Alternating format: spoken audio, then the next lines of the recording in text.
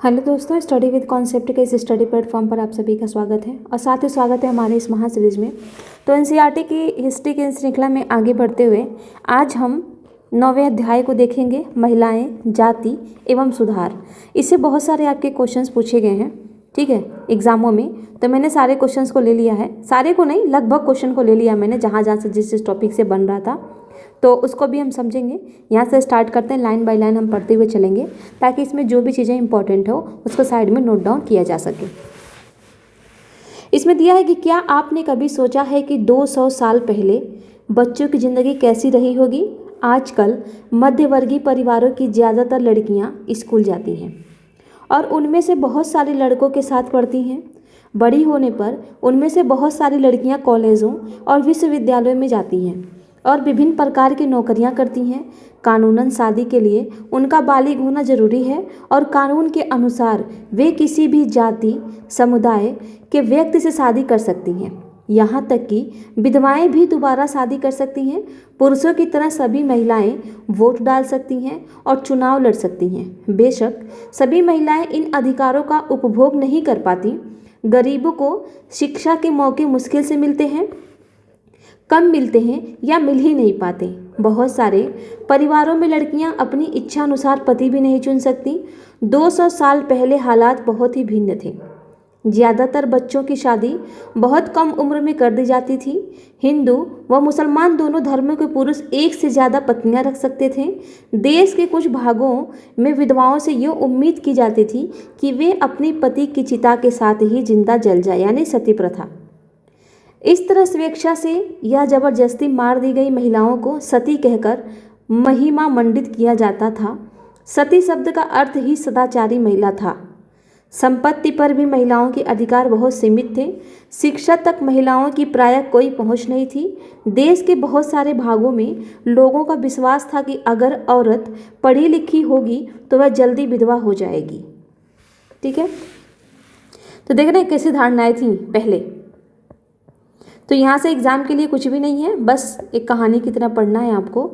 ठीक है, बहुत कुछ है, मतलब अगर देखें मेंस के हिसाब से, यहाँ पर मैं प्री के हिसाब से बोल रही हूँ, प्री के हिसाब से यहाँ पर कोई भी फैक्ट नहीं है। मेंस के हिसाब से बहुत सी चीज़ें हैं, आप ऐसे में भी इसको यूज कर सकते हैं कि तब महिलाओं की स्थिति कैसी थी और आज महिलाओं की स्थिति कैसी है। तो ये सब डाल सकते हैं। आज महिलाएं वोट डाल सकती हैं, आज महिलाएं चुनाव लड़ सकती हैं, आज महिलाएं हर एक पद पर जा सकती हैं, आज महिलाओं को स्वतंत्रता है कि वह अपने इच्छा अनुसार किसी भी जाति धर्म के लोगों से शादी कर सकती हैं। ठीक है, विधवाएं भी दोबारा शादी कर सकती हैं। पहले कैसा था, तो वोट का अधिकार नहीं था महिलाओं को। तो ये सारी चीज़ें जो हैं आप अच्छे से वो कर सकते हैं, ऐसे में डाल सकते हैं और मेंस में भी इसको यूज कर सकते हैं। अगर महिलाओं की स्थिति को लेकर के तुलनात्मक कोई चीज़ आती है, कोई क्वेश्चन आता है तुलनात्मक के तौर पर, तो भी आप यहाँ से पॉइंट को लिख सकते हैं। ठीक है, तो प्री के हिसाब से कुछ भी नहीं है, एक कहानी की तरह इसको पढ़ लीजिए। मेंस में बहुत सी चीज़ें इसमें काम की हैं, तो उसे आप देख ही सकते हैं क्या क्या काम की है, यहाँ पर अच्छे से आप इसको निकाल सकते हैं। अब यहाँ देखते हैं, सती बाल्थाजर साल्विन द्वारा बनाया गया एक चित्र है ये, मतलब एक सती, जब एक महिला को सती करवाया जा रहा था तो वहाँ पर ये चित्रकारी बनाया गया है बाल्थाजार के द्वारा।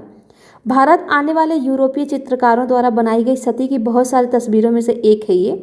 सती प्रथा की पूर्वी समाजों की बर्बरता के सबूत के तौर पर देखा जाता है। ठीक है, आगे देखते हैं। समाज में सिर्फ स्त्रियों और पुरुषों के बीच ही फर्क नहीं था, ज़्यादातर इलाकों में लोग जातियों में भी बटे हुए थे, ब्राह्मण, क्षत्रिय, शूद्र और वैश्य, यह हमने देखा था। तो अब यहाँ पर कह रहा है कि ब्राह्मण और जो क्षत्रिय थे वो खुद को ऊंची जाति के मानते थे।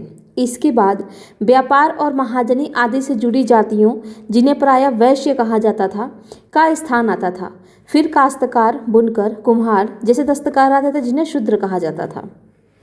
इस श्रेणीक्रम की सबसे निचली पायदान पर ऐसी जातियां थीं जो गांवों शहरों को साफ सुथरा रखती थी या ऐसे काम धंधे करती थी जिन्हें ऊंची जातियों के लोग दूषित कार्य मानते थे, यानी ऐसे काम जिनकी वजह से उनकी जाति भ्रष्ट हो जाती थी। आज भी ये चीज़ है, आज भी लोग जो ये सफाई करते हैं, गटर वगैरह का कूड़ा करकट उठाते हैं, इनको लोग अछूत मानते हैं, लेकिन इनको ये नहीं पता कि जिस रईसी में ये जी रहे हैं, अगर ये लोग ना रहें तो बीमारी से वैसे ही मर जाएंगे ये।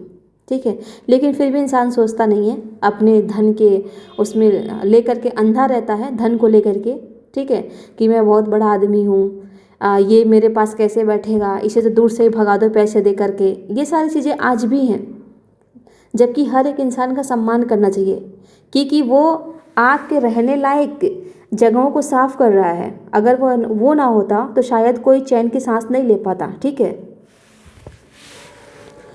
ऊंची जातियां निचले पायदान पर खड़ी इन जातियों के लोगों को अछूत मानती थी। इन लोगों को मंदिरों में प्रवेश करने, स्वर्ण जातियों के इस्तेमाल वाले कुओं से पानी निकालने या ऊंची जातियों के आधिपत्य वाले घाट तालाबों पर नहाने की छूट नहीं होती थी। उन्हें निम्न दर्जे का मनुष्य माना जाता था। तो ये सारी चीज़ें आप बहुत अच्छे तरीके से जानते होंगे। ये तो बिल्कुल स्टार्टिंग में जो चीज़ें हैं वैदिक काल वाले में, वहाँ पर भी अच्छे से बताया गया है, और स्टार्टिंग में भी एनसीईआरटी में ये हर चीज़ें आपको बताई गई हैं। तो यहाँ पर समझने वाली बात तो है नहीं कि अछूतों को लोग क्या करते थे, वेद पढ़ने सुनने का भी इनको स्वतंत्रता नहीं थी, जनेऊ धारण नहीं कर सकते थे। ये सारी चीज़ें हम लोग पढ़ चुके हैं स्टार्टिंग में। ठीक है। यहाँ पर 2-3 पॉइंट्स और हैं। यहाँ पर कुएं से पानी नहीं निकालने देते थे, घाट तालाब होते थे वहाँ नहाने नहीं देते थे। तो ये सारी चीज़ें भी यहाँ पर थी, इनके लिए मनाही थी। 19वीं और 20वीं सदी के दौरान इनमें से बहुत सारे कायदे कानून और नज़रिए धीरे धीरे बदलते गए। आइए देखें कि ऐसा कैसे हुआ। तो कुछ नहीं है, मैंने आपको वही बताया, बस गो थ्रू हो जाना है आपको, इससे पढ़ लेना है कहानी की तरह, क्योंकि ये चीज़ें कभी कभी ऐसे में काम आ ही जाती हैं। अब यहाँ पर देखते हैं परिवर्तन की दिशा में उठते कदम। 19वीं सदी की शुरुआत से ही हमें सामाजिक रीति रिवाजों और मूल्य मान्यताओं से संबंधित बहस, मुबाहिसे और चर्चाओं का स्वरूप बदलता दिखाई देता है। इसकी एक अहम वजह यह थी कि संसार के नए तरीके विकसित हो रहे थे। पहली बार किताबें, अखबार, पत्रिकाएं, पर्चे और पुस्तिकाएं छप रही थीं। ये चीज़ें न केवल पुराने साधनों के मुकाबले सस्ती थीं, बल्कि उन पर पांडुलिपियों के मुकाबले ज़्यादा लोगों की पहुंच में भी थीं, जिनके बारे में आप कक्षा 7 में ही पढ़ चुके हैं। तो क्यों थी?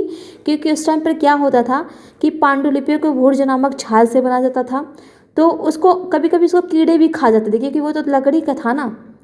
तो अब ऐसा तो है ही नहीं कि अचानक से हम सभी लोगों के बीच में बांट देंगे। तो उसको जब रखते थे उस टाइम पे ऐसी कोई वो भी नहीं थी कि चलो भाई कितना बक्से वगैरह बनेंगे, कितने घड़े बनेंगे, तो रखने का भी जगह नहीं होता था, तो उसको ऐसे ही लोग रख देते थे, तो उसको ना कीड़े खा जाते थे। तो आधी अधूरी इन्फॉर्मेशन तो किसी को पहुंचाएंगे नहीं, तो इसलिए प्रॉब्लम थी। लेकिन जब से ये पुस्तकें, अखबार, पत्रिकाएं छपने लग गई तो ये चीज़ें आसान हो गई। लिहाजा आम लोग भी उन चीज़ों को पढ़ सकते थे। उनमें से बहुत सारे अपनी भाषाओं में लिख सकते थे और अपने विचार व्यक्त कर सकते थे। नए शहरों में तमाम तरह के सामाजिक, राजनीतिक, आर्थिक और धार्मिक मुद्दों पर पुरुषों, कभी कभी महिलाओं के बीच चर्चा होती रहती थी। ये चर्चाएं आम जनता तक पहुंच सकती थी और सामाजिक परिवर्तन के आंदोलनों से जुड़ी होती थी। इस तरह की बहसें अक्सर भारतीय सुधारकों और सुधार संगठनों की तरफ से शुरू होती थी। राजा राम मोहन रॉय 1872 से लेकर के 1833 इसी तरह के एक सुधारक थे। उन्होंने कलकत्ता में ब्रह्म सभा के नाम से एक सुधारवादी संगठन बनाया। ये ब्रह्म है, ब्रह्म हो या ब्रह्म हो, ठीक है, ब्रह्म हो या ब्रह्म हो, दोनों नाम अगर आ जाए तो इनके जो वो संगठन करता थे वो राजा राम मोहन रॉय ही थे, जिसे बाद में ब्रह्मो समाज के नाम से जाना गया। राम मोहन रॉय जैसे लोगों को सुधारक इसीलिए कहा जाता है क्योंकि वे मानते थे कि समाज में परिवर्तन लाना और अन्यायपूर्ण तौर तरीकों से छुटकारा पाना जरूरी है। उनका विचार था कि इस तरह के परिवर्तन लाने के लिए लोगों को इस बात के लिए प्रेरित किया जाना चाहिए कि वे पुराने व्यवहार को छोड़कर जीवन का नया ढंग अपनाने के लिए तैयार हो। तो यहाँ से पहले से मैं हाईलाइट कर दी हूँ, आप यहाँ पर देख सकते हैं कि राजा राम मोहन राय ने यहाँ पर दिया है कि राजा राम मोहन रॉय द्वारा स्थापित प्रथम संस्था थी। तो ये वो था आत्मीय सभा थी, सॉरी यहाँ पर नीचे होगा, ये क्वेश्चन यहाँ पर आ गया है। अच्छा ये रहा ये क्वेश्चन, ब्रह्म समाज के संस्थापक थे तो कौन थे? तो राजा राम मोहन रॉय थे। यहाँ पर आप देख सकते हैं राजा राम मोहन रॉय थे, ये क्वेश्चन है, इसका भी अभी नीचे आएगा, ठीक है, इसका भी अभी हम देखेंगे। तो ये राजा राम मोहन रॉय थे। यहाँ पर देख सकते हैं कितनी बार ये क्वेश्चन पूछा, आप देख सकते हैं उत्तराखंड में पूछा है, एमपीपीसीएस में पूछा है, फिर उत्तराखंड में पूछा है, फिर उत्तराखंड में पूछा है, और ये कई बार बीपीएससी में भी पूछा है और कई बार यूपीपीसीएस में भी पूछा है। आगे देखते हैं। राजा राम मोहन राय देश में पश्चिमी शिक्षा का प्रसार करने और महिलाओं के लिए ज़्यादा स्वतंत्रता व समानता के पक्षधर थे। उन्होंने इस बारे में लिखा है कि किस तरह महिलाओं को जबरन घरेलू कामों में बांध कर रखा जाता था। उनकी दुनिया घर और रसोई तक ही सीमित कर दी जाती थी और उन्हें बाहर जाकर पढ़ने लिखने की इजाज़त नहीं दी जाती थी। तो यहाँ पर ध्यान रखेंगे, ये पश्चिमी शिक्षा के प्रसार के वो थे, मतलब पक्ष में थे। ठीक है, ये मोस्ट इम्पॉर्टेंट पॉइंट है, कहीं इसकी वजह से आप एलिमिनेट मत कर दीजिएगा। ठीक है, मोस्ट इम्पॉर्टेंट पॉइंट है ये, ध्यान देंगे। ये पश्चिमी शिक्षा के प्रसार के लिए बोलते थे, इसके पक्ष में थे, क्योंकि ये जानते थे कि जब तक लोगों को ऐसी शिक्षाएं नहीं दी जाएंगी तब तक लोग जागरूक नहीं हो पाएंगे। जो महिलाएं हैं, जब तक ये आधुनिक शिक्षा वाली जो ये प्रणाली है उनके तक नहीं पहुंचाई जाएंगी, तब तक उनकी दुनिया जो है केवल घर और रसोई तक ही सिमट के रह जाएंगी। उनका क्या अधिकार है वो जान ही नहीं पाएंगी कभी, और जब अधिकार ही नहीं जानेंगी तो वो फाइट कैसे करेंगी, और जब फाइट ही नहीं करेंगी तो समझेंगी कैसे कि भाई इस रसोई और घर के बाहर भी एक नई दुनिया होती है। तो इसलिए इसके पक्षधर थे। अब यहाँ पर देखते हैं विधवाओं की ज़िंदगी में बदलाव लाने की कोशिश। राम मोहन राय इस बात से काफ़ी दुखी थे कि विधवा औरतों को अपनी ज़िंदगी से भारी कष्टों का सामना करना पड़ता है। इसी बात को ध्यान में रखते हुए उन्होंने सती प्रथा के खिलाफ मुहिम छेड़ी। राम मोहन राय संस्कृत, फारसी तथा अन्य कई भारतीय एवं यूरोपीय भाषाओं के अच्छे ज्ञाता थे। उन्होंने अपने लेखन के जरिए यह सिद्ध करने का प्रयास किया कि प्राचीन ग्रंथों में विधवाओं को जलाने की अनुमति कहीं नहीं दी गई है, जैसा कि आपने अध्याय 7 में पढ़ा है। 19वीं सदी के प्रारंभ तक बहुत सारे अंग्रेज अफसर भी भारतीय परंपराओं और रीति रिवाजों की आलोचना करने लगे थे। वे राजा राम मोहन राय के विचारों को सही मानते क्योंकि उनकी एक विद्वान व्यक्ति के रूप में प्रतिष्ठा थी। फलस्वरूप 1829 में सती प्रथा पर पाबंदी लगा दी गई। तो अब यहाँ पर एक बार क्वेश्चन देख लेते हैं। ये देखिए, राजा राम मोहन राय ने निम्न में से किसका विरोध नहीं किया था? तो यहाँ पर देख सकते हैं आप, पाश्चात्य शिक्षा का यही क्वेश्चन है। ये पश्चिमी शिक्षा का इन्होंने विरोध नहीं किया था, ये इसके समर्थक थे, बल्कि इन्होंने बाल विवाह, सती प्रथा, मूर्ति पूजा इसका विरोध किया था। आप लोग का ये मत समझिएगा कि मूर्ति पूजा का ये विरोध नहीं कर सकते, नहीं किया था इन्होंने। ये एकेश्वरवाद पर बल देते थे। ठीक है, एकेश्वरवाद पर ये बल देते थे। अब ये हमारा एक क्वेश्चन यहाँ पर बच रहा है, तो इसको इधर कर लेते हैं, इसका भी नीचे आएगा।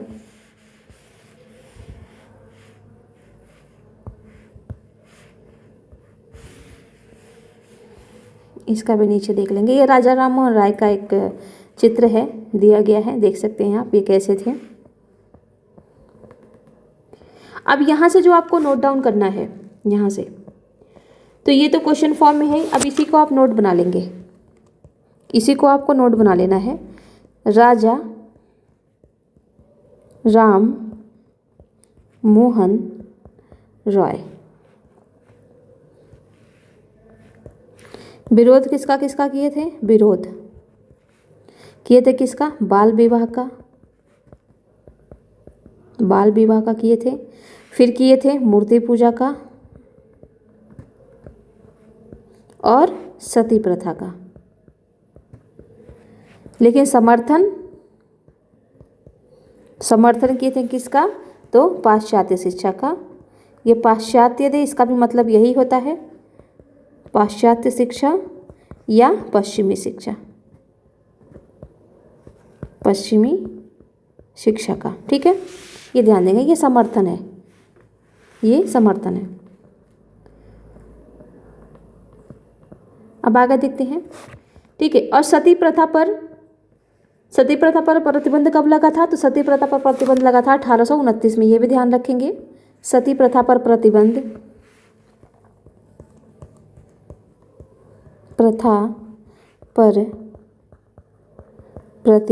कब लगा था?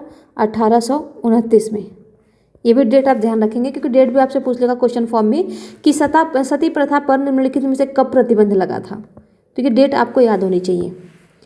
ये 1829 सती प्रथा पर प्रतिबंध। अब आगे देखते हैं। राम मोहन राय ने इस अभियान के लिए जो रणनीति अपनाई उसे बाद के सुधारकों ने भी अपनाया, जब भी वे किसी हानिकारक प्रथा को चुनौती देना चाहते थे तो अक्सर प्राचीन धार्मिक ग्रंथों से ऐसे श्लोक या वाक्य ढूंढने का प्रयास करते थे जो उनकी सोच का समर्थन करते हों। इसके बाद वे दलील देते थे कि संबंधित वर्तमान रीति रिवाज प्रारंभिक परंपरा के खिलाफ है। तो ये जो है उस टाइम के लोगों के नस को पकड़ना जानते थे, क्योंकि वो जानते थे कि ये जो लोग हैं ज़्यादा ही आध्यात्मिक हैं और इनको अगर हम प्राचीन ग्रंथ धार्मिक ग्रंथों का सहारा लेकर के चीज़ों को समझाएंगे तो ही ये समझेंगे। वैसे तो ये लोग विवाद कर देते कि जो है कि राजा राम मोहन राय हमारे धर्म में आकर के हस्तक्षेप कर रहे हैं। तो इन सारी चीज़ों से बचने के लिए ये प्राचीन धार्मिक ग्रंथों को पढ़ते थे और उसमें ऐसा कोई श्लोक या वाक्य ढूंढते थे जिससे लोगों को समझा सकें कि जो आप लोग कर रहे हैं ये गलत है, ये सती प्रथा वगैरह गलत है। तो ये यहाँ से इसको करते थे और अच्छे से अपने बातों को रख पाते थे और लोग इनके बातों को समझते भी थे। आगे देखते हैं।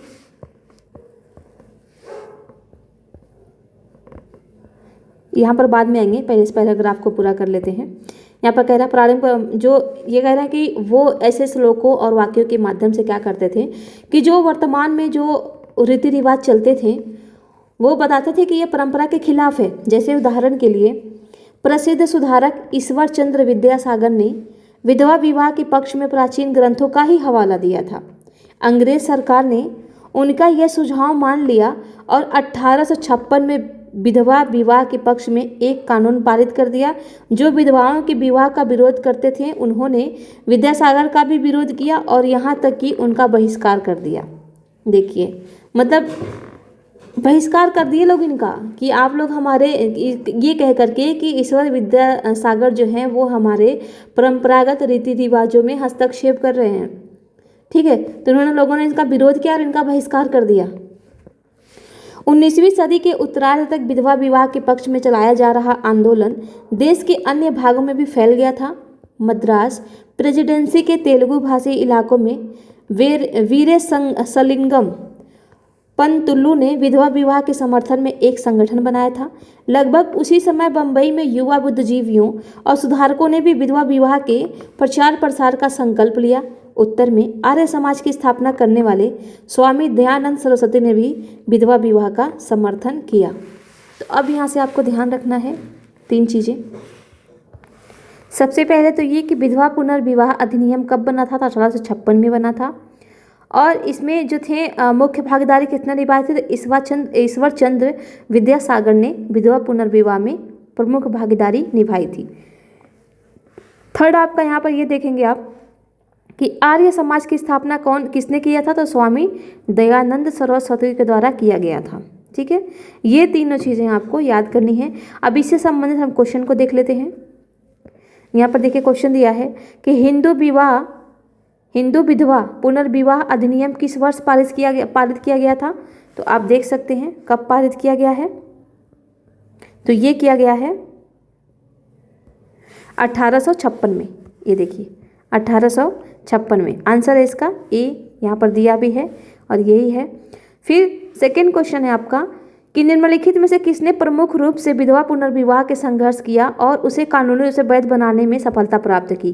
तो वही है ईश्वरचंद्र विद्यासागर ही हैं। ठीक है, ये 2 क्वेश्चन यहाँ से डायरेक्टली पूछा है और इसका भी आप आंसर देख ही लीजिए, इसका भी आप देख ही लीजिए। ये जो राजा राम मोहन राय थे इनके द्वारा आत्मीय सभा की भी स्थापना की गई थी। ये प्रथम संस्था थी इनकी। ठीक है, वैसे तो ब्रह्म समाज यहाँ पर देख सकते हैं। यहाँ पे एक क्वेश्चन और आपने देखा, ये जो है यहाँ पर ये ब्रह्म समाज की भी स्थापना इन्होंने ही किया था, लेकिन यहाँ पर पूछा है कि प्रथम, यहाँ पर पूछा है कि राजा राम मोहन राय द्वारा स्थापित प्रथम संस्था थी। ये प्रथम संस्था का पूछा है, तो प्रथम संस्था जो था इनका वो था आत्मीय सभा। ये ध्यान देंगे, इम्पॉर्टेंट क्वेश्चन है, आत्मीय सभा था।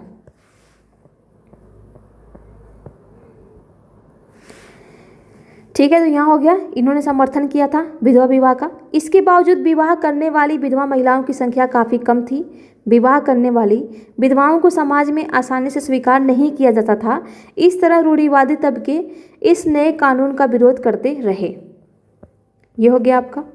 अब इसको पढ़ लेते हैं एक बार, इसमें क्या दिया है ऊपर देख लेते हैं, कुछ छोटा तो नहीं है ना। इसको देख लेते हैं क्या है। कुंडों पर झूलने का त्यौहार।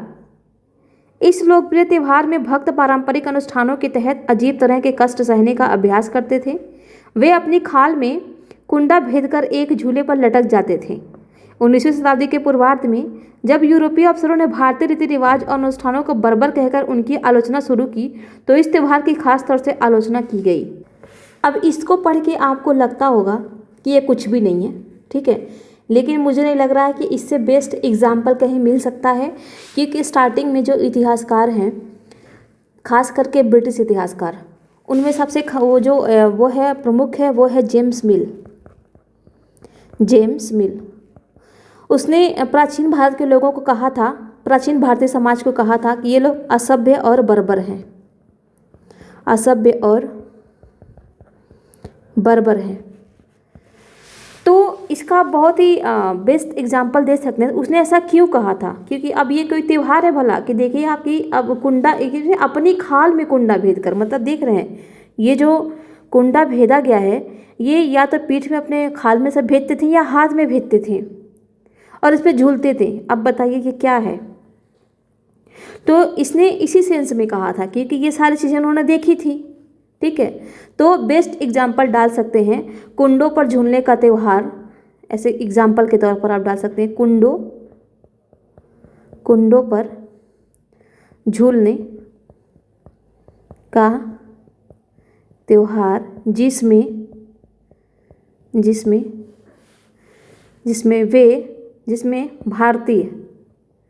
जिसमें भारतीय अपनी खाल में कुंडा भेद कर झूले पर लटकते थे। दूसरा इसी में दे सकते हैं सती प्रथा। सती प्रथा ये भी तो बर्बरता को ही तो दिखा रहा है कि किसी को आप जबरन, अभी तो सबको पता है कि आर्टिकल 21 के तहत हमको जीवन जीने का अधिकार मिला हुआ है, हम गरिमापूर्ण जीवन जी सकते हैं। तो कौन सा लोग वहाँ पर गरिमापूर्ण जीवन जीते थे भाई, कि लड़कियों को ज़बरदस्ती औरतों को उठा करके ले जाकर चीते पर जिंदा जला दिया जाता था, उनके जीवन का अधिकार ही छीन लिया जा रहा है। ऊपर से लोग जबरन उसको घसीट कर लेकर के आते जो औरतें नहीं आती थी, तो ये गरिमापूर्ण जीवन का जो है उल्लंघन है। तो इस तरीके से आप चीज़ों को जोड़ करके देख सकते हैं। तो ये एक आपका हो गया कि इसलिए ये लोग कहते थे। उसका खंडन भी आप कर सकते हैं क्योंकि यूपीएससी जो है वो आंसर राइटिंग संतुलन पे मांगता है, ना कि आप किसी एक पक्ष को बहुत ही बढ़ा करके बता दीजिए और एक पक्ष को बहुत ही कम करके, ठीक है। हालांकि हमारा जो झुकाव होना चाहिए पॉजिटिव की तरफ ज़्यादा होना चाहिए, लेकिन निगेटिव भी तो थी ना उस टाइम पे, तो वो भी होना चाहिए, संतुलन होना चाहिए हमारे आंसर में। तो जो जेम्स मिल अगर कोई भी इतिहासकार है, चाहे वो ब्रिटिश हो या भारतीय हो, हम ये नहीं कह सकते हैं कि वो ठीक है, कुछ बातें हो सकता है, कुछ नहीं बहुत मान सकते हैं कि बहुत सारी बातों को वो बढ़ा चढ़ा करके बोलते होंगे, लेकिन कुछ बातों को बोलते समय उन्होंने पुख्ता सबूत भी रखा है। तो हमको उन्हीं के आधार पर आंसर देना है जहाँ पर पुख्ता सबूत मिले। अब ये पुख्ता सबूत है, ठीक है, इसके आधार पर अपने आंसर को आप वेरीफाई कर सकते हैं। जो सर कहते हैं ना कि अमूर्त मत रखिए, ठीक है, मूर्त रूप दीजिए। तो बताइए असभ्य बर्बर कैसे कहा, तो इसको बता दीजिए ये असभ्य बर्बर था। अब ये आपका हो गया अमूर्त। अमूर्त यानी कैसे, आप समझा ही नहीं पा रहे हैं कि असभ्य बर्बर था तो कैसे था, ठीक है। अब यहाँ पर आप अगर ये एग्जाम्पल दे देंगे तो ये आपका हो जाएगा मूर्त रूप में आंसर। यही होता है मूर्त अमूर्त।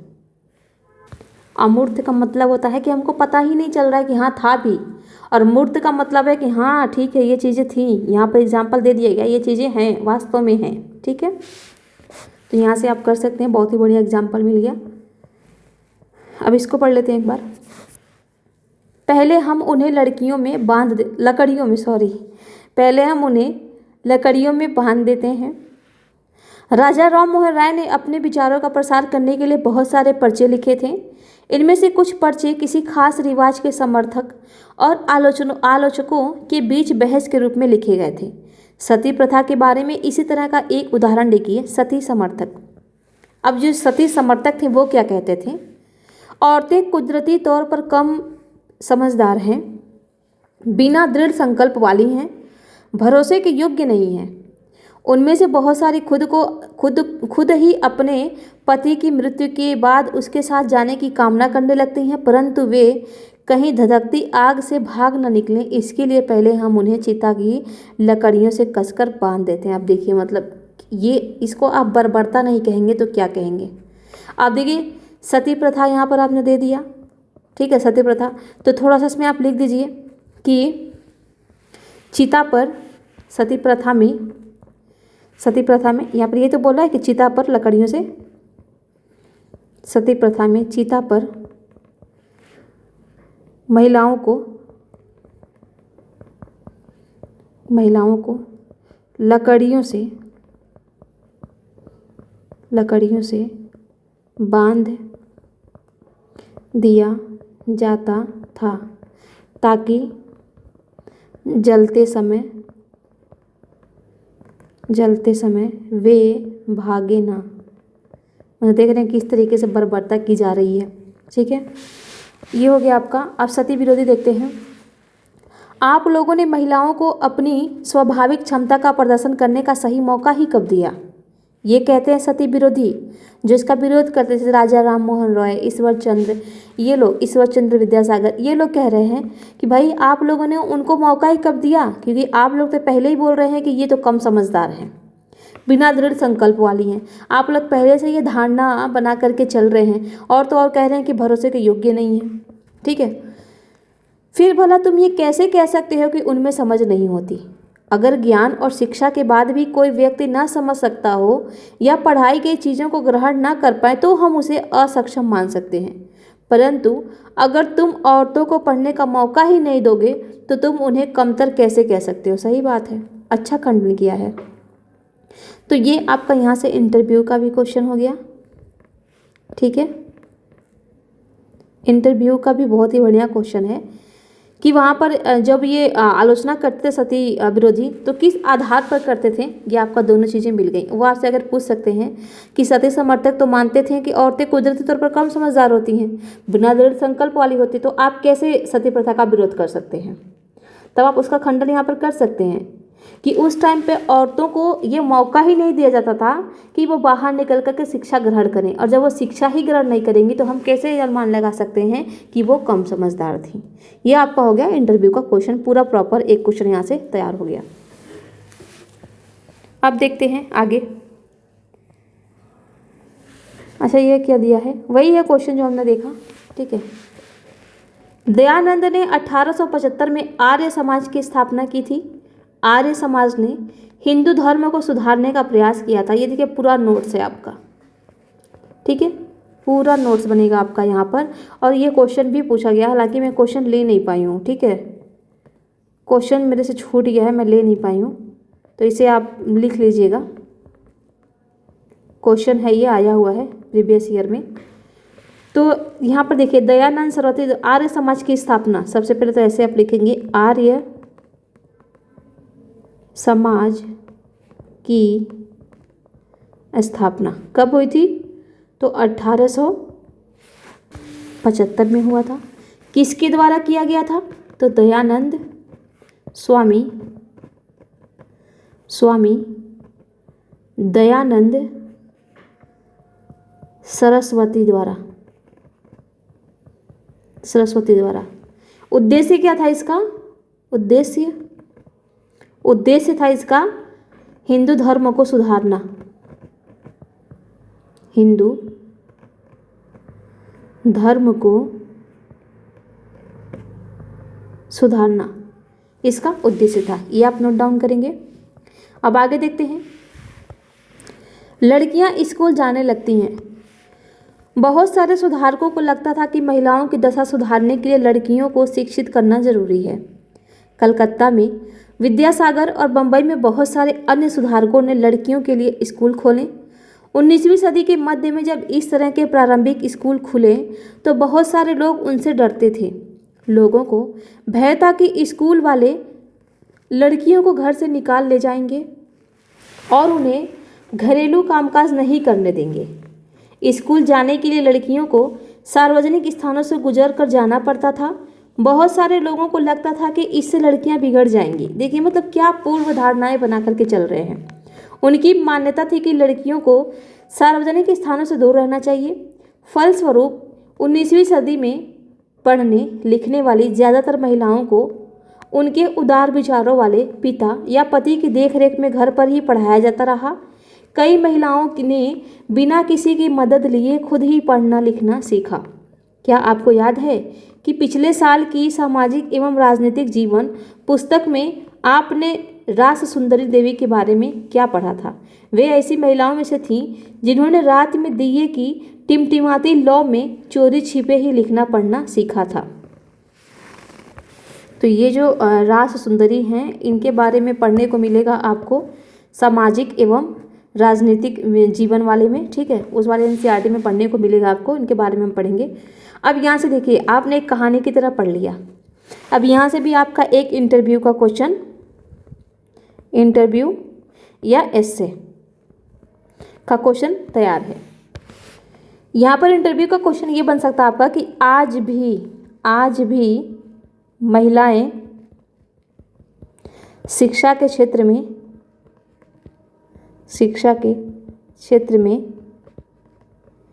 पीछे क्यों हैं? तो क्या आप कारण नहीं दे सकते? आज भी यही कारण है। एक कारण तो आप ये दे सकते हैं कि लड़कियों को सार्वजनिक स्थानों से दूर रहना चाहिए। दूसरा आप ये दे सकते हैं, यहाँ पर जो दिया है कि लड़कियां बिगड़ जाएंगी, हालांकि ये बिगड़ना शब्द ठीक नहीं है यहाँ पर, ठीक है, एनसीईआरटी में पता नहीं कैसे ये यूज कर लिया है, हालांकि ये ठीक नहीं है। यहाँ पर आप कह सकते हैं लड़कियों के व्यवहार में परिवर्तन, ठीक है, परिवर्तन जब हो जाएगा तो वो माँ बाप का कहना नहीं मानेंगी, ठीक है, ये आप दे सकते हैं। फिर कि घरेलू कामकाज नहीं सीख पाएंगी। आज भी ये चीज़ें हैं, आज भी ये गाँव में अगर आप देखेंगे तो ये सारी धारणाएं आज भी व्याप्त हैं। तो क्या आपके ये 3 कारण नहीं निकल सकते? बहुत ही अच्छी तरीके से यहाँ से आपकी 3 पॉइंट्स निकल रहे हैं। तो ये तीनों पॉइंटों को आपको यहाँ पर नोट डाउन करते हुए चलना है, ये आपको यहाँ पर लिखना ही है, ठीक है, ये आप इन तीनों को आप लिख लेंगे यहाँ पर। आगे देखते हैं, 19वीं सदी के आखिरी हिस्से में आर्य समाज द्वारा पंजाब में और ज्योतिबा राय फूले द्वारा महाराष्ट्र में लड़कियों के लिए स्कूल खोले गए। तो ध्यान देंगे, ज्योतिबा फूले द्वारा महाराष्ट्र में लड़कियों के लिए स्कूल खोला गया था। उत्तर भारत के कुलीन मुस्लिम परिवारों की महिलाएं अरबी में कुरान शरीफ पढ़ना सीखने लगीं। उन्हें घर पर ही पढ़ाने के लिए शिक्षिकाएं रखी जाती थीं। इस स्थिति को देखते हुए मुमताज़ अली जैसे कुछ सुधारकों ने कुरान शरीफ की आयतों का हवाला देकर कहा कि महिलाओं को भी शिक्षा का अधिकार मिलना चाहिए।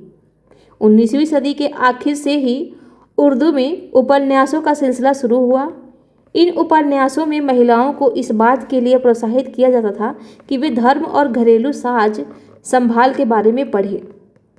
तो कुछ भी नहीं है यहाँ से भी प्री के लिए, ठीक है। बाकी जिनके द्वारा ये मतलब वो किया गया था, पहल किया गया था, उनका नाम याद रखेंगे कि कौन कौन थे। तो ज्योतिबा फूले थे, ठीक है, फिर कौन थे, फिर ये मुमताज़ थी, ठीक है। तो ये 2 नाम आप यहाँ से याद रखेंगे। यहाँ पर एक बार देख लेते हैं, हिंदू विश्वविद्यालय की छात्राएं 1975। अच्छा, ये चित्र दिया हुआ है। 19वीं सदी में जब लड़कियों के लिए स्कूल खोले गए तो आमतौर पर माना जाता था कि लड़कियों की पढ़ाई लिखाई लड़कों की पढ़ाई लिखाई से कम सख्त होनी चाहिए।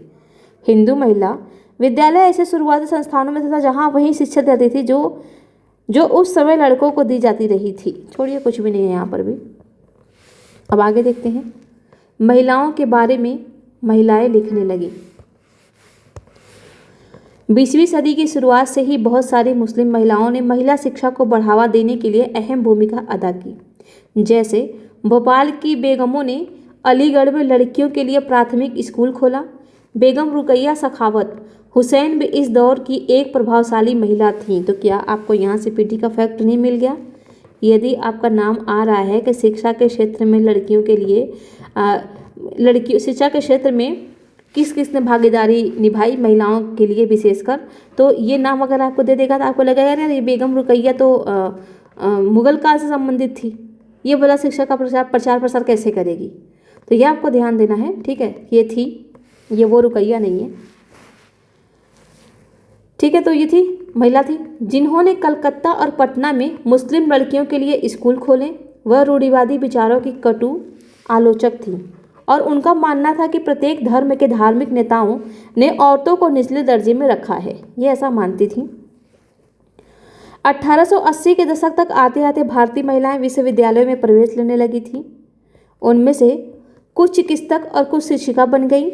बहुत सारी महिलाएं लिखने लगीं और उन्होंने समाज में महिलाओं की स्थिति पर अपने आलोचनात्मक विचार प्रकाशित किए। पूना में घर पर ही रहकर शिक्षा प्राप्त करने वाली ताराबाई शिंदे ने स्त्री पुरुष तुलना नाम से एक किताब प्रकाशित की, जिसमें पुरुषों और महिलाओं के बीच मौजूद सामाजिक फर्कों की आलोचना की गई थी। तो यहाँ से एक आपका पीटी का फैक्ट है, स्त्री पुरुष तुलना नामक पुस्तक किसने लिखा था? तो ताराबाई शिंदे ने लिखा था। संस्कृत की महान विद्वान पंडिता रमाबाई का मानना था कि हिंदू धर्म महिलाओं का दमन करता है। उन्होंने ऊंची जातियों की हिंदू महिलाओं की दुर्दशा पर एक किताब भी लिखी थी। उन्होंने पूना में एक विधवा गृह की स्थापना की, जहां ससुराल वालों के हाथों अत्याचार झेल रही महिलाओं को पनाह दी जाती थी। वहां महिलाओं की ऐसी चीज़ें सिखाई जाती थी जिनके सहारे वे अपनी रोजी रोटी चला सकें। जाहिर है कि इन सब बातों में से रूढ़िवादी खेमे के लोग काफ़ी आग बुलबुला हुए। उदाहरण के लिए बहुत सारे हिंदू राष्ट्रवादियों को लगने लगा था कि हिंदू महिलाएं पश्चिमी तौर तरीकों को अपना रही हैं, जिससे हिंदू संस्कृति भ्रष्ट होगी और पारिवारिक संस्कार नष्ट हो जाएंगे। रूढ़िवादी मुसलमान भी इन बदलाव के नतीजों को लेकर चिंतित थे। तो यहाँ से कुछ भी नहीं है, बस पढ़ सकते हैं आप ऐसे ही। जैसा कि आप देख सकते हैं कि 19वीं सदी के आखिर तक खुद महिलाएं भी सुधारों के लिए बढ़ चढ़कर प्रयास करने लगी थीं। उन्होंने किताबें लिखीं, पत्रिकाएं निकालीं, स्कूल और प्रशिक्षण केंद्र खोले तथा महिलाओं को संगठित किया। 20वीं सदी की शुरुआत से वे महिलाओं को मताधिकार, बेहतर स्वास्थ्य सुविधाएं और शिक्षा के अधिकार के बारे में कानून बनवाने के लिए राजनीतिक दबाव समूह बनाने लगी थीं। उनमें से कुछ महिलाओं ने 1920 के दशक के बाद विभिन्न प्रकार के राष्ट्रवादी और समाजवादी आंदोलनों में भी हिस्सा लिया था। 20वीं शताब्दी में जवाहरलाल नेहरू और सुभाष चंद्र बोस जैसे नेताओं ने महिलाओं के लिए और अधिक स्वतंत्रता व समानता की मांगों का समर्थन किया। राष्ट्रीय नेताओं ने आश्वासन दिया कि स्वतंत्रता मिलने पर भी सभी पुरुषों व महिलाओं को वोट डालने का अधिकार दे दिया जाएगा, परंतु उनका आह्वान था कि जब तक स्वतंत्रता नहीं मिल जाती तब तक महिलाओं को अंग्रेजी राज विरोधी संघर्ष में ही जोर लगाना चाहिए। तो यहाँ से भी आपका कुछ नहीं है, बस यहाँ से ये एक फैक्ट है, इसको आप लिख लेंगे। स्त्री पुरुष तुलना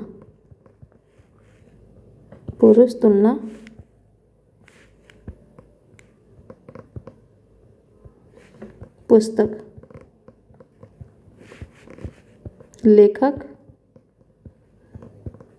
ध्यान देंगे ताराबाई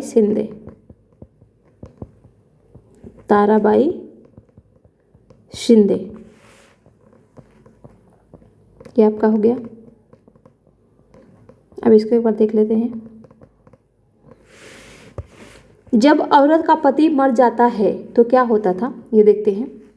अपनी पुस्तक स्त्री पुरुष तुलना में ताराबाई शिंदे ने लिखा था कि क्या औरत को अपनी ज़िंदगी उतनी ही प्यारी नहीं होती जितनी कि तुम्हें तुम्हारी ज़िंदगी प्यारी है। ये तो कुछ ऐसी बात हो गई मानो महिलाएं पुरुषों से बिल्कुल अलग चीज़ों से बनी हो, मानो वे धूल या चट्टानों या जंग लगे लोहे से बनी हो और तुम व तुम्हारी ज़िंदगी शुद्ध सोने की बनी हो। तुम मुझसे पूछते हो कि मेरा क्या मतलब है। मेरा मतलब यह है कि जब औरत का पति मर जाता है तो उसका क्या हश्र होता है।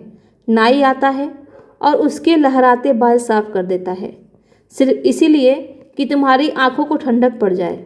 उसे शादी विवाह, आवो भगत और उन शुभ अवसरों से बहिष्कृत कर दिया जाता है जहां विवाहित महिलाएं जाती हैं। और भला इन पाबंदियों की वजह क्या है?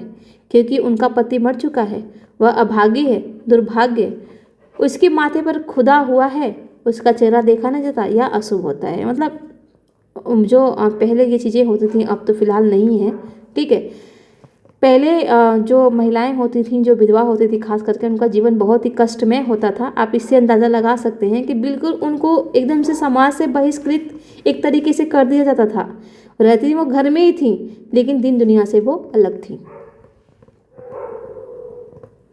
इसको देख लेते हैं, बाल विवाह के विरुद्ध कानून।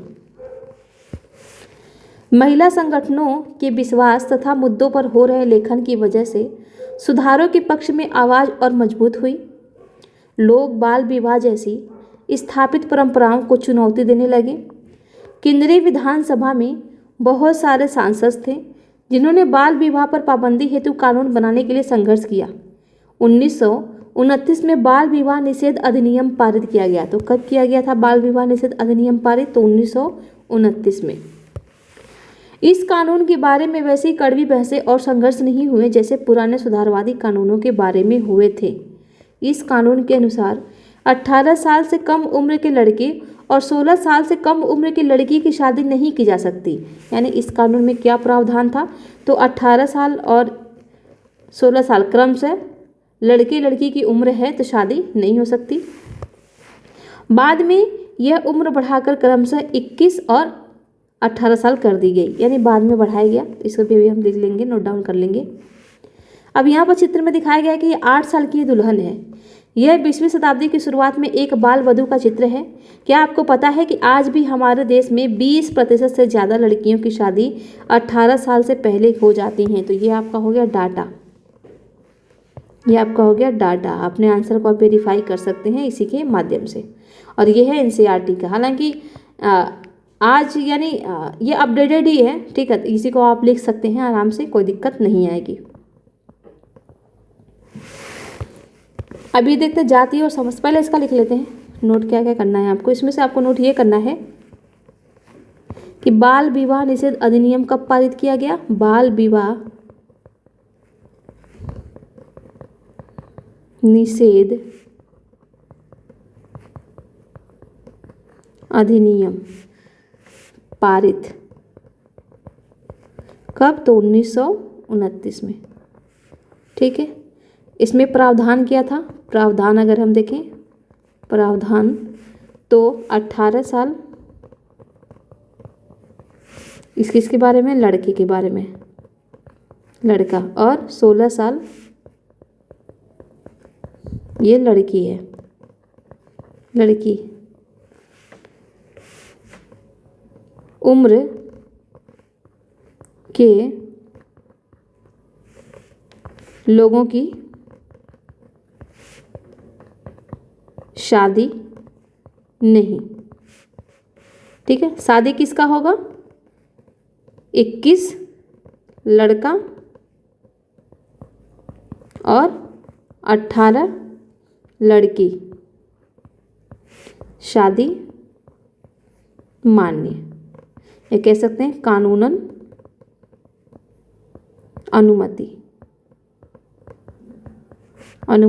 थी। बस इतना ही आपको यहाँ से लिखना है। अब आगे देखते हैं जाति और समाज सुधार के बारे में। तो कह रहे हमने अभी जिन समाज सुधारकों का जिक्र किया है उनमें से कई जातीय गैर बराबरी के भी विरोधी थे। राजा राम मोहन रॉय जाति व्यवस्था की आलोचना करने वाले एक पुराने बौद्ध ग्रंथ का अनुवाद किया। प्रार्थना समाज भक्ति परंपरा का समर्थक था जिसमें सभी जातियों की आध्यात्मिक समानता पर जोर दिया गया था। जाति उन्मूलन के लिए काम करने के लिए बम्बई में 1840 में परमहंस मंडली का गठन किया गया। तो परमहंस मंडली का गठन कब किया गया था? 1840 में। और कहाँ किया गया था? तो किया गया था बम्बई में। इन सुधारकों और सुधार संगठनों के सदस्यों में से बहुत सारे ऊंची जातियों के लोग थे। गुप्त बैठकों में ये सुधारक भोजन और स्पर्श जैसे मामलों में जातीय कायदे कानूनों का उल्लंघन करते थे जिससे अपने जीवन में भी जातीय पूर्वाग्रहों और बंधनों से निजात पा सके। कई लोग ऐसे थे जो जाति आधारित समाज व्यवस्था में होने वाले अन्याय के विरुद्ध थे। 19वीं सदी में ईसाई प्रचारक आदिवासी समुदाय और निचली जातियों के बच्चों के लिए स्कूल खोलने लगे थे। इस प्रकार इन बच्चों को बदलती दुनिया में अपना रास्ता ढूंढने के लिए नए साधन मिलने लगे थे। उसी समय बहुत सारे गरीब लोग शहरों में निकल रही नई नौकरियों की तलाश में गांव छोड़कर भी जा रहे थे। नए कारखानों और नगर पालिकाओं में कई नौकरियां निकल रही थीं। अध्याय 6 में आप शहरों के विस्तार के बारे में पढ़ चुके हैं। कल्पना कीजिए कि इससे मजदूरी की कितनी मांग पैदा हुई थी। आप चीज़ें देख चुके हैं उसमें बहुत ही अच्छे तरीके से, ठीक है। शहरों में नालियाँ बनाई जाती थीं, सड़कें बिछनी थीं, इमारतों का निर्माण होना था और शहरों को साफ किया जाना था। इसके लिए कूलियों, खुदाई करने वालों, बोझा ढोने वालों, ईंट बनाने वालों, नालियाँ साफ करने वालों, सफाई कर्मियों, पालकी ढोने वालों, रिक्शा खींचने वालों की ज़रूरत थी। यह श्रम कहाँ से आया? इन कामों को संभालने के लिए गांव और छोटे कस्बों के गरीब शहरों की तरफ जाने लगे, जहां मजदूरी की मांग पैदा हो रही थी। शहर जाने वालों में से बहुत सारे निम्न जातियों के लोग भी थे। कुछ लोग असम, मॉरिशस, त्रिनिदाद और इंडोनेशिया आदि स्थानों पर बागानों में काम करने भी चले गए। नए स्थानों पर काम अक्सर बहुत कठोर था, परंतु गरीब निचली जातियों के लोगों को यह गांवों में सवर्ण जमींदारी द्वारा उनके जीवन पर दमनकारी कब्जे और दैनिक अपमान से छूट निकलने का एक मौका था। तो देखिए यहाँ से कुछ भी नहीं है, ठीक है।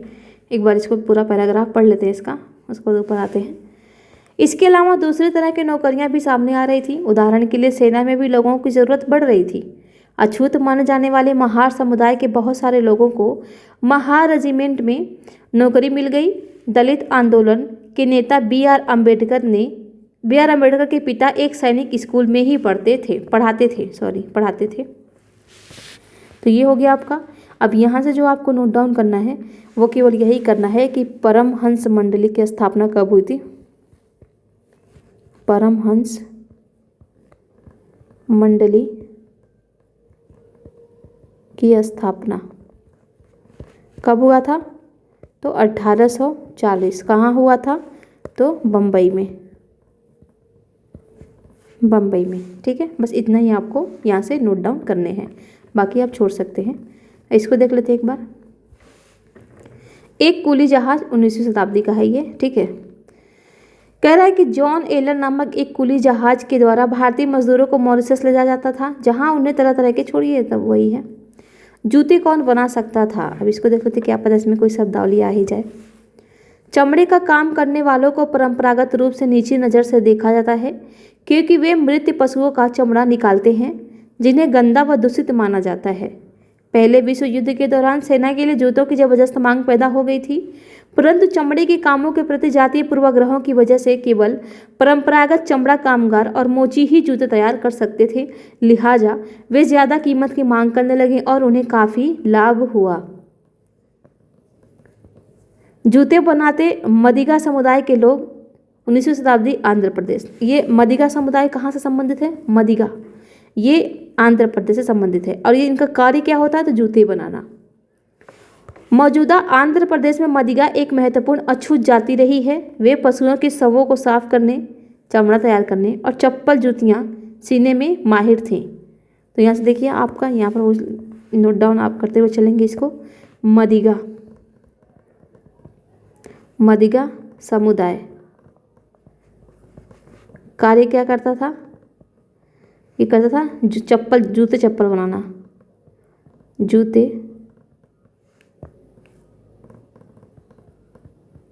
चप्पल बनाना, ठीक है। क्या था? जूते और चप्पल बनाना। और ये कहाँ से कहाँ रहते हैं? ये आंध्र प्रदेश के हैं, ठीक है। बस इतना ही आपको ध्यान रखना है, बाकी आप छोड़ सकते हैं।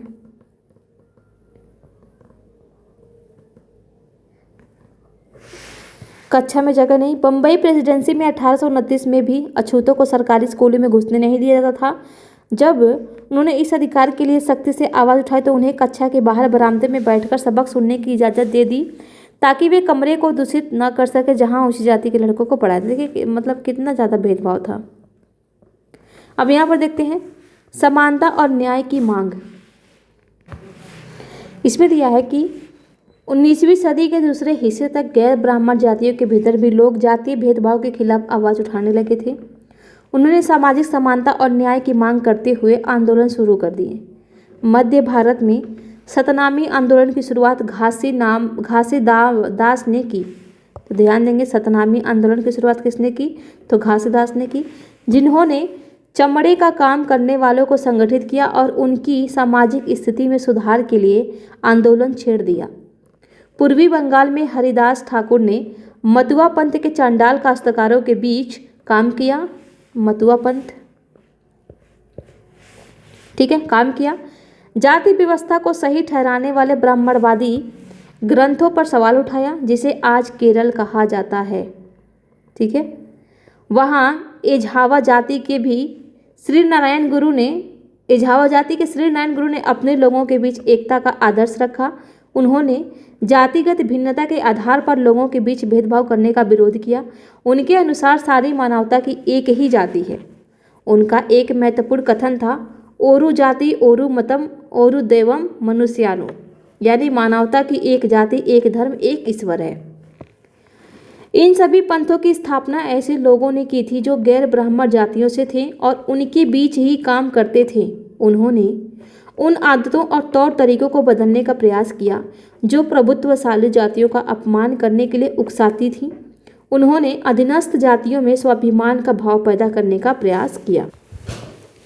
ठीक है, तो यहाँ पर अगर हम देखें कि हमको नोट डाउन क्या करना है, तो यहाँ से आपको नोट डाउन जो करना है, एक तो ये करना है कि सतनामी आंदोलन के नेतृत्वकर्ता, सतनामी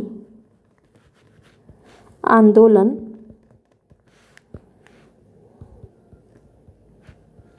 के नेतृत्वकर्ता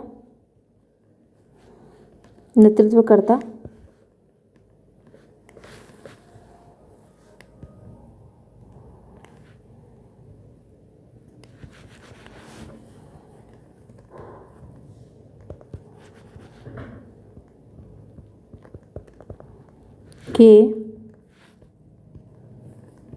नेतृत्वकर्ता कौन थे? तो वो थे घासीदास।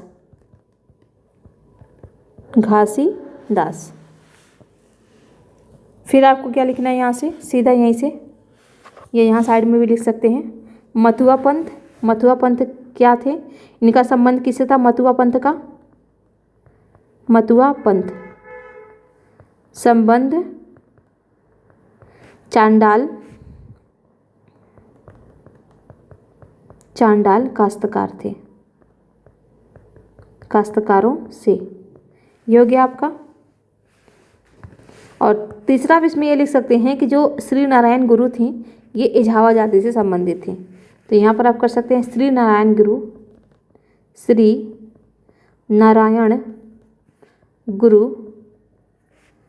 एझावा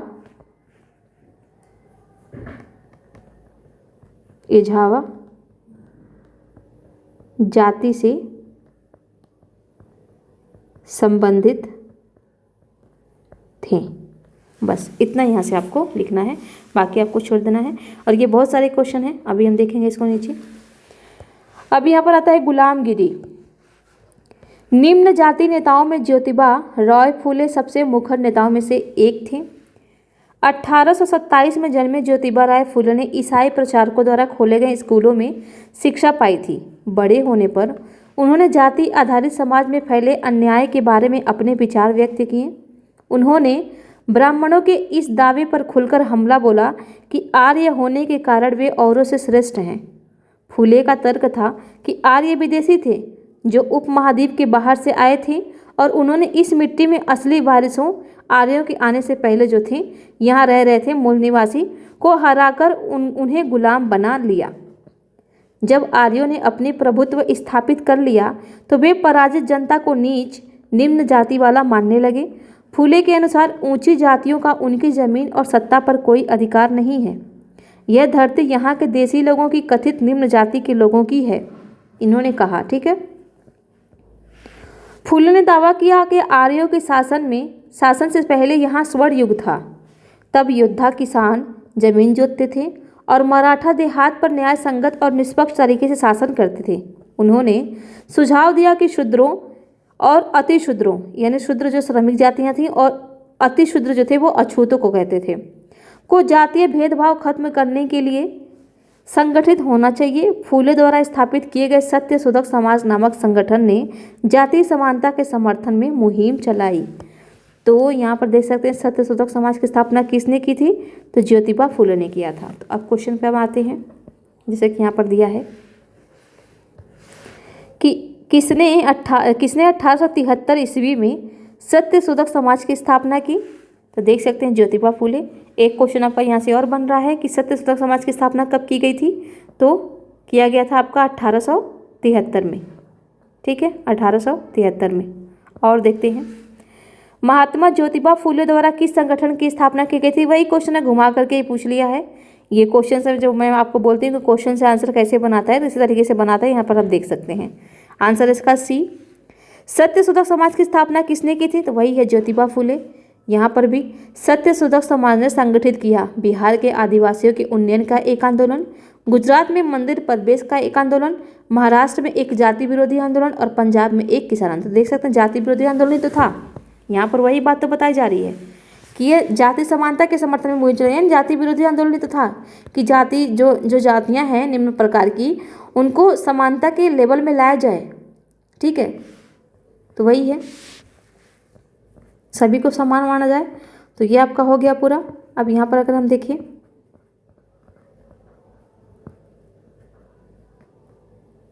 ठीक है, ये हो गया आपका। इसको देख लेते एक बार। 1873 में फूले ने गुलामी नामक एक किताब लिखी। इससे लगभग 10 साल पहले अमेरिकी गृह युद्ध हो चुका था, जिसके फलस्वरूप अमेरिका में दास प्रथा खत्म कर दी गई थी। फूले ने अपनी पुस्तक उन सभी अमेरिकियों को समर्पित की जिन्होंने गुलामों को मुक्ति दिलाने के लिए संघर्ष किया। इस तरह उन्होंने भारत की निम्न जातियों और अमेरिका के काले गुलामों की दुर्दशा को एक दूसरे से जोड़ दिया। जैसा कि इस उदाहरण से पता चलता है कि फूले ने जाति व्यवस्था की अपनी आलोचना को सभी प्रकार की गैर बराबरी में से जोड़ दिया था। वह उच्च जाति महिलाओं की दुर्दशा, मजदूरों की मुसीबतों और निम्न जातियों के अपमानपूर्ण हालात के बारे में गहरे तौर पर चिंतित थे। जाति सुधार का यह आंदोलन 20वीं सदी में भी पश्चिमी भारत में डॉक्टर बी.आर. अम्बेडकर और दक्षिण में ई.बी. रामास्वामी नायकर जैसे महान दलित नेताओं के नेतृत्व में ये चलता रहा। तो अब आपको यहाँ पर ये क्वेश्चन देखना है कि गुलामगिरी का लेखक कौन है? तो ज्योतिबा फूले ही हैं, यहाँ पर साफ कह रहा है। और एक क्वेश्चन आपका ये बन सकता है कि गुलामगिरी कब लिखा गया था? तो ये लिखा गया था 1873 में। तो जब सत्यशोधक समाज की स्थापना हुई थी तब भी गुलामगिरी भी लिखा गया था। तो ये आप ध्यान देंगे। हम इंसान हैं।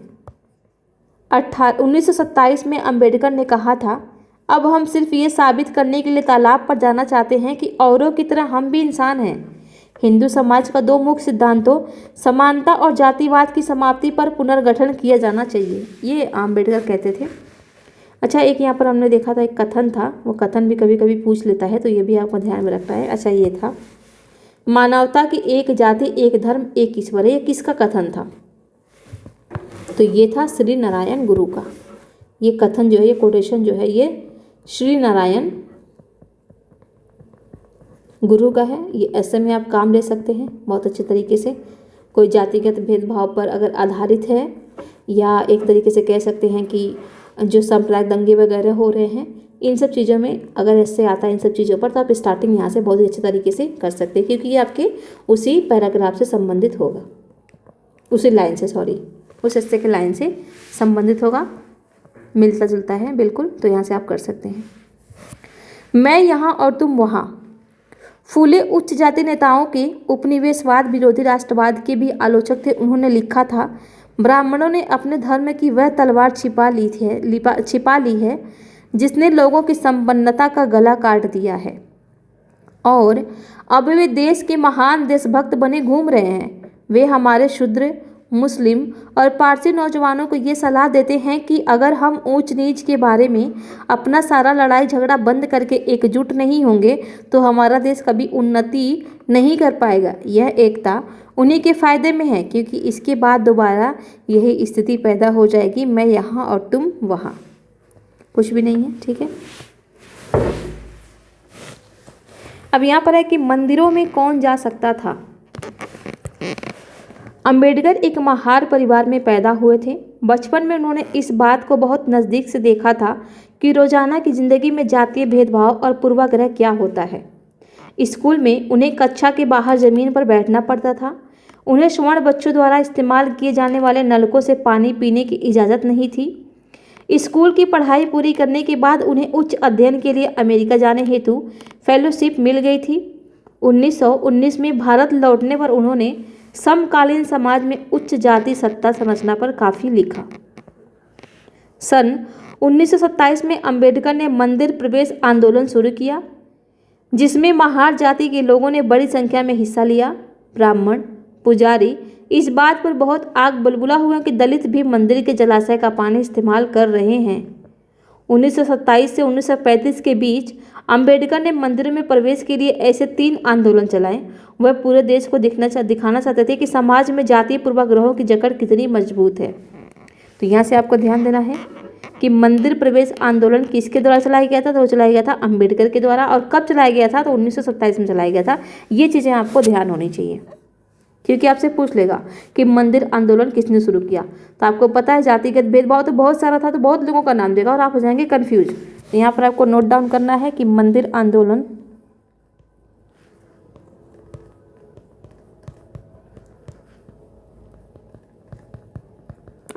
शुरू किसने किया था, तो BR अंबेडकर द्वारा। कब, तो 1927 में। बस इतना ही आपको लिखना है। और महार जाति के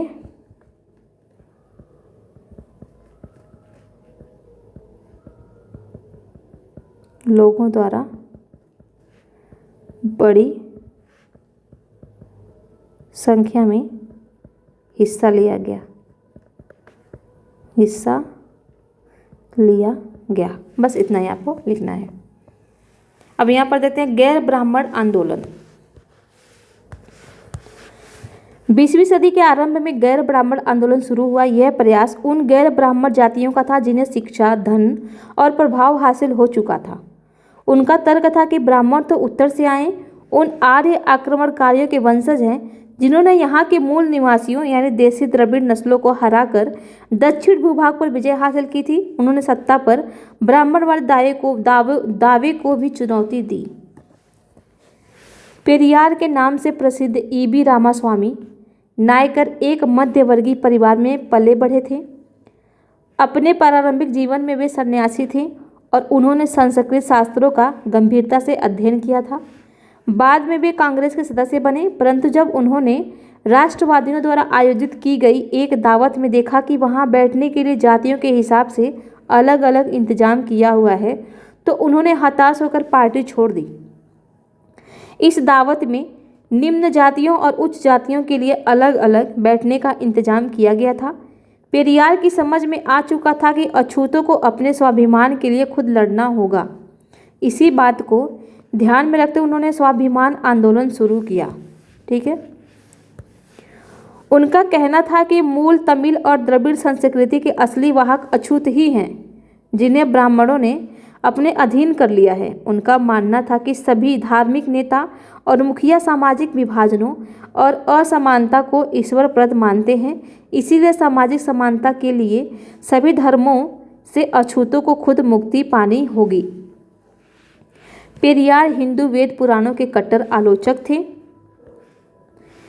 खास तौर से मनु द्वारा रचित संहिता, भगवत गीता और रामायण के वे कटु आलोचक थे। ठीक है, उनका कहना था कि ब्राह्मणों ने निचली जातियों पर अपनी सत्ता तथा महिलाओं पर पुरुषों का प्रभुत्व स्थापित करने के लिए इन पुस्तकों का सहारा लिया है। ये दलीलें लोगों को सहज रास नहीं आई।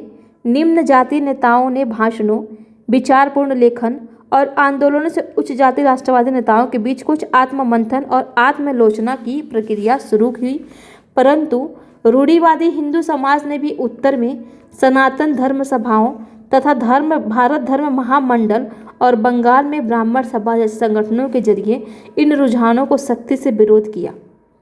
इन संगठनों का मकसद यही था कि हिंदू धर्म में जातीय ऊंच नीच को जो महत्व दिया जाता है उस पर कोई आंच न आए।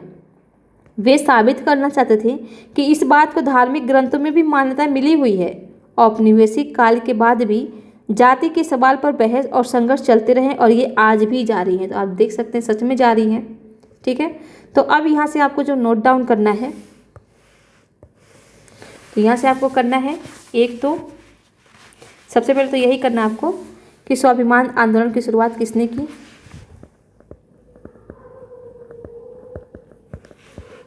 यहाँ पर आप देख सकते हैं ये पेरियार जो थे, पेरियार E.B. नायकर,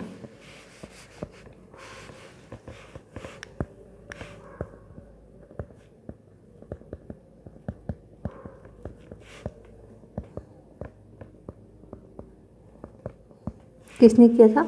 तो किया था पेरियार। या एक काम करिए, पहले लिखिए ईवी नायकर, ईवी नायकर, इनको पेरियार भी कहते थे, पेरियार। ठीक है, ये आपका हो गया। ईवी रामास्वामी नायकर, ईवी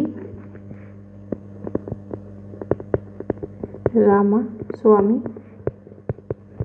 नायकर, इनको लोग पेरियार भी कहते थे, पेरियार।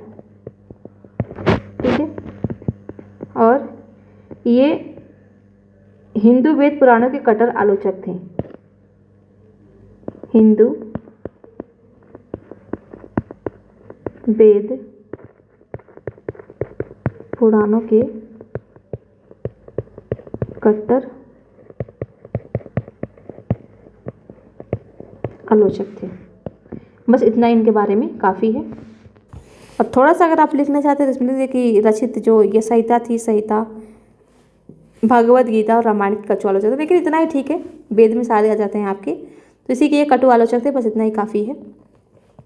अब आगे देखते हैं। सुधारों के लिए संगठित होना। केशव चंद्र सेन ब्रह्मो समाज के मुख्य नेताओं में से एक थे, ये केशव चंद्र सेन है। तो यहाँ पर देखते हैं ब्रह्मो समाज। ब्रह्मो समाज की स्थापना 1830 में की गई थी। यह संस्था सभी प्रकार की मूर्ति पूजा और बलि के विरुद्ध थी और इसके अनुयायी उपनिषदों में विश्वास रखते थे। इसके सदस्यों को अन्य धार्मिक प्रथाओं या परंपराओं की आलोचना करने का अधिकार नहीं था। ब्रह्मो समाज ने विभिन्न धर्मों के आदर्शों, खासतौर से हिंदुत्व और ईसाई धर्म के विचारों की आलोचनात्मक व्याख्या करते हुए उनके नकारात्मक और सकारात्मक पहलुओं पर विचार पर प्रकाश डाला। तो यहाँ से आपको ध्यान ये रखना है कि ब्रह्मो समाज की स्थापना कब हुई थी? तो 1830 में हुई थी, बस इतना ही आपको ध्यान रखना है। और ये क्या करता था? तो ये मूर्ति पूजा और बलि प्रथा के विरुद्ध था, बस इतना ही आपको करना है। डेरोजियो एवं यंग बंगाल। 1820 के दशक में Henry Louis Vivian Derozio Hindu college Calcutta में अध्यापक थे। उन्होंने अपने विद्यार्थियों को आमूल परिवर्तनकारी विचारों से अवगत कराया और उन्हें तमाम तरह की सत्ता पर सवाल खड़ा करने के लिए प्रोत्साहित किया। उनके द्वारा शुरू की गई यंग बंगाल मूवमेंट में उनके विद्यार्थियों ने परंपरागत और रीति रिवाजों पर उंगली उठाई, महिलाओं के लिए शिक्षा की मांग की और सोच व अभिव्यक्ति की स्वतंत्रता के लिए अभियान चलाया।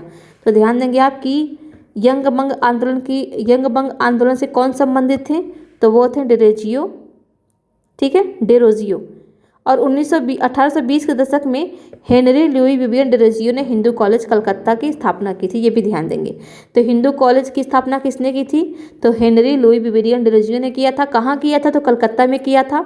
कब किया था? तो 1920 के दशक में। इतना चीज़ें आप यहाँ पर ध्यान रखेंगे।